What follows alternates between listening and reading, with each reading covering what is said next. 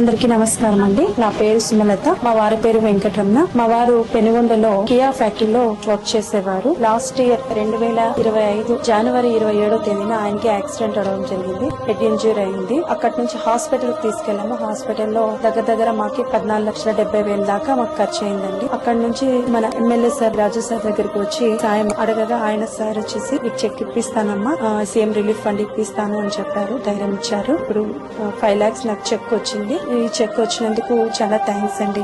Sir నాకు చాలా తొందరలోనే నాకు ఇప్పించారు. మేము దగ్గర హాస్పిటల్లో ఒక 9 months దాకా ఉన్నామండి. రీసెంట్ గానే ఆయన డిశ్చార్జ్ అవ్వడం జరిగింది. అప్లై చేసిన కొద్ది రోజులకే ఎమ్మెల్యే సార్ గారు ఈ చెక్ ఇప్పించడం జరిగింది. ఎమ్మెల్యే సార్ కి, తెలుగుదేశం పార్టీకి, సీఎం చంద్రబాబు నాయుడు గారికి, లోకేష్ సార్ గారికి కూడా ధన్యవాదాలండి. నా పేరు జగదీష్. రీసెంట్ గా కిడ్నీ ట్రాన్స్ఫర్ జరిగింది.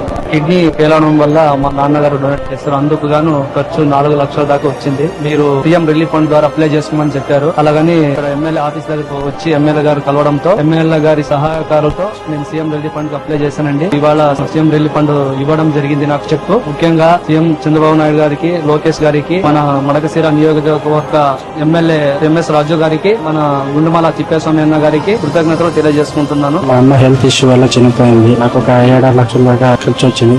ఎమ్మెల్యే సార్ దగ్గరికి వస్తే సీఎం ఫండ్స్ నుంచి మాకు డబ్బులు ఇచ్చినారు. దగ్గర నాకు 1.5 లక్షలు వచ్చింది. దీని నుంచి మాకు ఎంతో మా కుటుంబానికి హెల్ప్ అవుతుంది. దీని తరపున మా ఎమ్మెల్యే సార్ గారికి, ఎమ్మెల్సీ సార్ గారికి, నారా లోకేష్ గారికి, చంద్రబాబు నాయుడికి కృతజ్ఞతలు తెలుపుతూ ఈ పార్టీకి ఎంతో రుణపడి ఉంటాం.